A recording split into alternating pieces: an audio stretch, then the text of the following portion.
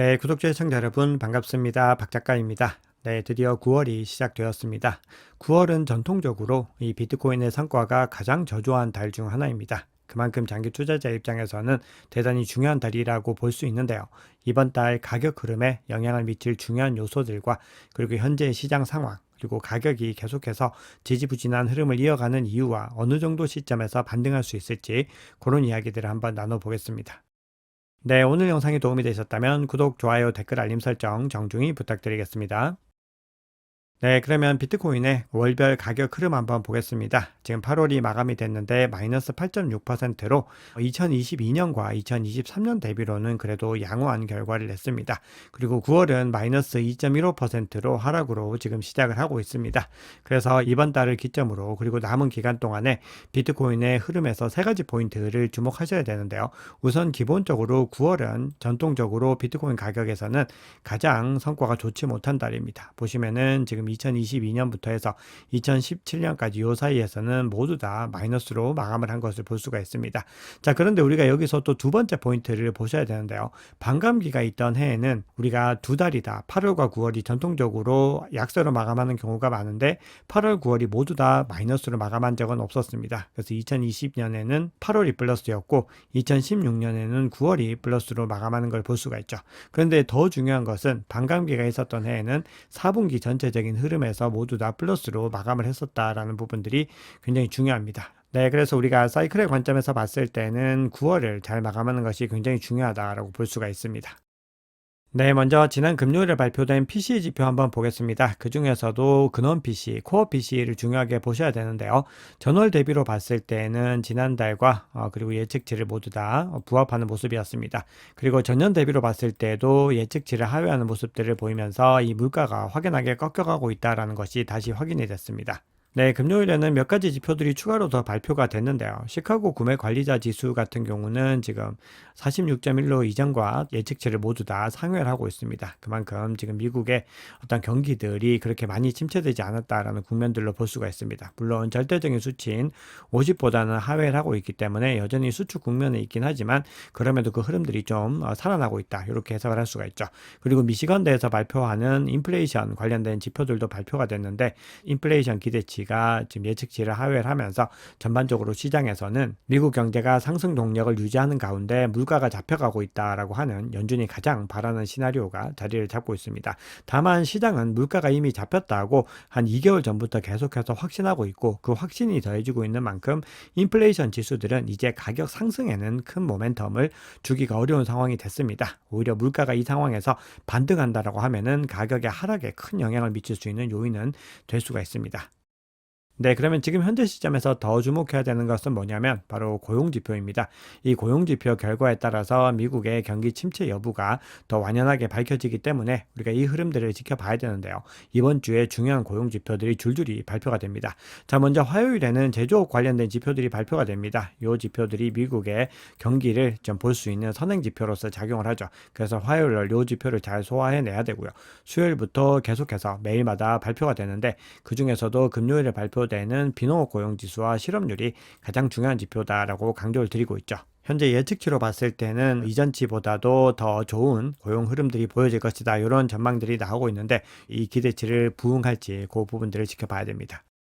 네, 그리고 이번 주를 소화하고 나면은 다음 주가 이제 또 중요한 변수들이 남아 있는데 트럼프와 해리스의 TV 토론이 진행이 될 예정이라고 합니다. 9월 10일입니다. 그래서 요게 또 서로 간의 어떤 합의점이 또 맞지 않아 가지고 갑자기 돌발 변수로 취소될 가능성도 분명히 염두에 둬야 하지만 현재까지는 요 날 진행을 할 예정이라고 합니다. 그래서 여기서도 대선의 어떤 흐름들이 변화가 될 수 있기 때문에 그런 부분들이 비트코인 가격에 영향을 미치게 됩니다. 자, 그 이유가 지금 트럼프냐 해리스냐에 따라서 어떤 비트코인에 대한 규제나 어떤 정책 방향성들이 더 많이 차이가 날 것이다라는 예측들이 나오고 있기 때문이죠. 설문조사에 따르면은 트럼프 전 대통령이 암호화폐 유권자에 대한 접근 방식이 굉장히 성과를 내고 있다. 이런 결과들이 나오고 있는데요. 자, 한번 보시면은 크립토 커런시, 즉 암호화폐를 보유하고 있는 이 보유자들은 트럼프에 투표하겠다라고 하는 의견들이 50%였고 카멀라 해리스가 30%였습니다.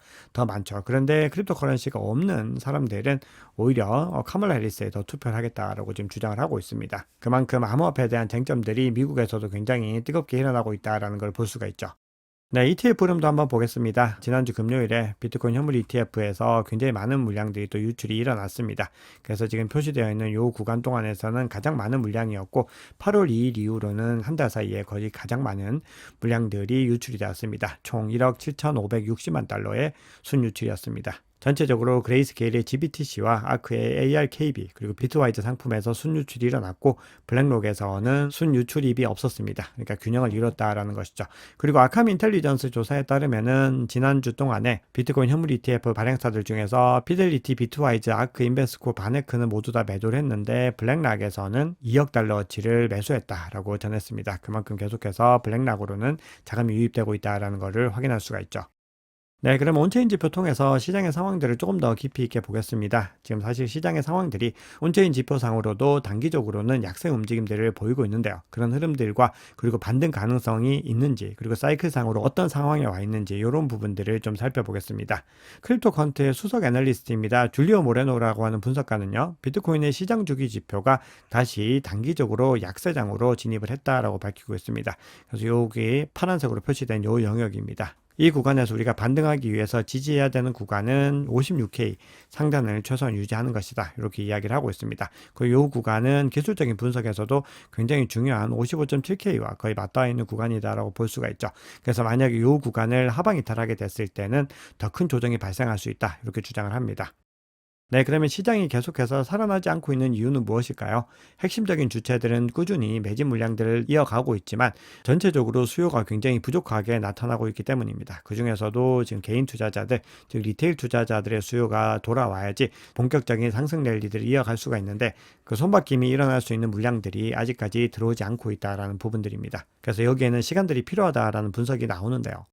지금 제가 지난 시황들에서도 꾸준히 말씀을 드렸지만 비트코인을 많이 보유하고 있는 핵심적인 주체들, 즉 핵심적인 고래들과 그리고 장기 투자자들은 꾸준히 물량을 모아가고 있는 것들이 온체인 지표를 통해서 지금 확인이 되고 있죠. 거기다가 전체적으로 중앙화 거래소에서는 꾸준히 유출이 일어나고 있습니다. 즉 중앙화 거래소에서 물량이 나간다라고 하는 것은 결국은 이 물량들을 단기적으로 보유하겠다라고 하는 의지를 보여주는 것이죠. 그럼에도 불구하고 앞서 보여드렸던 이 소매 투자자들의 본격적인 수요가 지금 들어오지 않으면서 가격이 계속해서 횡보하거나 조금씩 빠지는 움직임들을 보이고 있습니다. 네, 그리고 이런 흐름에서 본격적인 랠리를 가지고 올 수 있는 개인 투자자들의 유입은 적어도 6만 8천 달러나 7만 달러 정도 넘어서야 될 것이다라는 분석들도 나오고 있습니다. 자, 그리고 장기 보유자들의 거래소 유입 흐름들을 한번 살펴보면은 전체적으로 유입 흐름들이 0.6%까지 하락을 했습니다. 그만큼 장기 보유자들은 굳건하게 물량들을 쥐고 있다라는 것이죠. 그리고 이런 흐름들은 지난 10년 동안의 흐름들을 살펴봐도 굉장히 낮은 수치로 분석이 되고 있습니다. 그래서 역사적으로 12번 정도만이 이런 정도로 낮은 수치들을 유지하고 있는데 그 중에서도 8건은 가격의 상승으로 이어졌고 4건은 추가적인 하락으로 이어졌다라는 분석이 나옵니다. 자, 그럼에도 불구하고 이것들이 종합적으로 밝히고 있는 내용들은 이제는 바닥에 거의 가까워졌다라는 부분들을 시사를 하고 있죠. 네, 전체적으로 장기 보유자들의 물량은 계속해서 거래소에서 유출이 되고 있고 꾸준히 지고 있지만 그럼에도 단기 보유 고래들의 판매세는 또 꾸준히 이어지고 있습니다. 우리가 모든 고래들이 똑같이 움직이지 않습니다. 장기 보유 고래들이 꾸준히 물량을 지고 있는 것이고 단기 보유 고래들은 이 비트코인의 가치들을 제대로 이해하지 못하고 있다고 말씀을 드렸죠. 그렇기 때문에 계속해서 사고 팔기를 반복하는 움직임들을 보이는 겁니다. 그래서 전체적으로 수요세가 들어오지 않는 상황에서 이런 매도세들이 추가적으로 간헐적으로 일어나면서 비트코인 가격을 계속해서 지금 지지부진하게 만드는 어떤 흐름을 가져가고 있는 겁니다. 네, 이런 흐름들은 이더리움에서도 계속해서 일어나고 있습니다. 이더리움이 상승하지 못하는 이유도 비트코인 현물 ETF가 출시되고 나서 더 많은 매도 물량들이 나오고 있습니다. 근데 거기에는 기관들의 대량 매도와 더불어서 이더리움 재단에서도 2011년 11월 이후로는 가장 큰 물량을 던져내서 시장에 굉장히 많은 논란들이 있었죠. 그런데 비탈릭 부테린이 가지고 있는 이더리움의 물량들도 줄어든 것으로 확인이 되고 있습니다. 그래서 보시면은 3년 전에 비탈릭 부테린이 가지고 있었던 것이 대략적으로 32.5만 이더 정도를 보유하고 있다고 밝힌 바가 있는데 현재 시점에서는 24만 이더를 보유하고 있는 것으로 나오고 있습니다. 네, 사이클의 흐름 한번 보겠습니다. 우리가 사이클이 100% 반복된다라고 단정 지을 수 없고 사이클의 디테일은 달라질 수 있습니다. 하지만 통계상으로 그리고 데이터상으로는 지금까지 이 비트코인 사이클이 잘 유지되어 왔습니다. 자, 그리고 지금까지 사이클상으로서 불마켓의 흐름들은 796일 동안 이어졌고 베어마켓은 337일 동안 이어졌는데요. 이걸 최근 흐름으로 살펴보면은 2차 대세 상승장과 3차 대세 상승장에서 사이클의 강세장 흐름들은 1000일 이상 이어진 것을 볼 수가 있습니다. 그런데 현재 시점에서는 628일 정도가 소요가 되고 있습니다. 따라서 아직까지는 강세장의 평균에도 도달하지 못했고 아직까지 가야 할 길이 멀다라고 하는 것들이 어떤 사이클의 과거 패턴을 통해서도 확인할 수가 있습니다. 네, 그러면 시장 전망과 관련해서 중요한 뉴스들 한번 살펴보겠습니다. 네, 지금 9월과 관련해서는 시장의 여러 전망들이 엇갈리고 있는 모습들입니다. 다만 9월에 아마 초중순까지는 어려운 시기를 지나가게 될 것이다 라는 부분들에 대해서는 상당수의 기관들이 동의하고 있습니다. 그래서 매트릭스 포트의 의견 한번 보시면은 9월이 통상적으로 마이너스를 기록을 했고 올해 같은 경우는 연준의 정책 방향성 결정과 그리고 곧 치러질 미국 대선들을 기점으로 한 어떤 추가 압박들, 즉 불확실성들이 더해졌다라고 주장을 하면서 이번 주 발표되는 비농업 고용 지표를 주목해야 된다라고 이야기를 하고 있습니다. 네, 그리고 암호화폐 전문 애널리스트인 매튜 하일랜드라고 하는 분석가에 따르면은 비트코인이 상승세를 보이려면 앞서 크립토컨트 분석가의 의견대로 그리고 기술적 분석상의 어떤 추세와 동일하게 56K 이상을 유지해야 된다라고 주장을 하고 있습니다. 그러면서 비트코인 가격이 상승세를 확인하려면은 가격이 더 많이 올라야 하는데 기본적으로 57.7K 이상을 유지해야 되고 그리고 56K 이상을 유지해야 한다라고 주장을 하고 있죠. 그리고 이 관점들은 제가 시황에서 늘 전해드리는 기술적인 차트 관점에서의 지지 구간과도 동일합니다. 그래서 결국은 우리가 가격이 추가적으로 하락을 하더라도 이 구간들을 지켜낼 수 있다라고 했을 때는 추세들이 유지가 된다라는 부분들이죠. 그런데 반대로 이 구간을 이탈하게 됐을 때는 추가적인 하락세가 가능하기 때문에 그 구간에서는 바이더딥 전략들을 가지고 가야 되는 겁니다. 그리고 이 분석가 같은 경우는요, 9월에도 횡보가 예상이 되는데 미국 대선을 앞둔 11월에 반등의 어떤 변화들이 생길 수 있다. 이렇게 주장을 합니다. 자, 그리고 해외 매체입니다. 핀볼드 같은 경우는 비트코인 반감기 패턴은 9월이나 10월 초에 강세장을 촉발할 수 있지만 올해는 동일한 패턴이 반복되지 않을 가능성도 있다. 이렇게 주장을 하고 있습니다. 네, 암호화폐 리서치 업체입니다. 카이코에서는 암호화폐 시장이 여전히 공급 과잉에 시달리고 있다. 이렇게 주장을 하고 있습니다. 그러면서 이런 부분들은 여름 내내 지속된 문제인데 그동안에 마운트 곡수 물량이나 아니면 독일 정부의 매도 같은 것들이 시장에 악영향을 미쳐왔죠. 그런데 아직까지 미국과 지금 영국과 중국 그리고 우크라이나 정부에서도 지금 많은 물량들을 가지고 있다라고 주장을 하면서 이들 정부의 비트코인 매도 압력도 수개월 동안 추가적으로 일어날 수 있다. 이렇게 주장을 합니다. 자, 그러면서 또 이야기를 하고 있는 부분들이 아직까지 비트코인을 추가 매도하지도 않은 테슬라 같은 경우도 자금 수요를 위해서 비트코인을 매도할 가능성이 있다. 이렇게 주장을 하고 있습니다. 이건 어떻게 보면은 가장 극단적인 시나리오에 해당되는 부분들이고요. 아직까지 그런 흐름들이 나타나진 않고 있습니다. 다만 이 가이코의 주장은 공급이 지금 과잉 상태이다. 즉 잠재적인 공급을 가지고 올 수 있는, 즉 시장에 추가적으로 매도될 수 있는 이 물량들은 남아있다라고 해서 잠재적인 리스크를 언급을 하고 있습니다. 자, 그럼에도 지금 비트코인 채굴업체들 같은 경우는 계속해서 부채는 줄이고 주식 발행은 늘리면서 지금 비트코인을 추가적으로 꾸준히 매입을 하고 있습니다. 그래서 최근에는 마라톤 디지털 홀딩스 같은 경우도 전환사채를 발행해가지고 확보된 현금을 갖다가 상당수를 비트코인 매집에 사용을 한 것들을 확인할 수가 있죠. 그래서 결국은 장기 보유자의 관점에서는 여전히 강세 전망들이 유지가 되고 있다는 겁니다. 그래서 지금까지 어떤 흐름들을 다 종합을 했을 때는 이 시장에 더 본격적인 움직임들이 나타나는 것은 결국은 9월 19일에 FOMC 미팅에서의 결과들을 보고 나서 시장이 조금 더 본격적인 변동성을 가지고 올 수 있다라고 예측을 할 수가 있습니다. 네, 그러면 CBD 지표 한번 보겠습니다. 먼저 파이어 차트 보시면은 비트코인 가격이 하락하는 구간에서 지금 58K에 매수벽이 긴급하게 만들어졌었는데 요게 1차적으로는 반등에 성공을 했는데 그 이후에는 매수벽을 깨뜨리고 하락하는 움직임들을 볼 수 있습니다. 그래서 지금 현재 시점은 58K 하단에 가격이 위치하고 있습니다. 고래들의 움직임 한번 보시면은 대부분의 고래들이 물량을 이 구간에선 던져냈고요. 그리고 이 이후로는 녹색 주체는 전체적으로 관망세를 유지하고 있는데 나머지는 모두 다 하락세를 이어가고 있습니다. 특히나 갈색 고래 같은 경우는 이 구간부터 계속해서 물량을 던져내는 움직임들을 보이고 있습니다.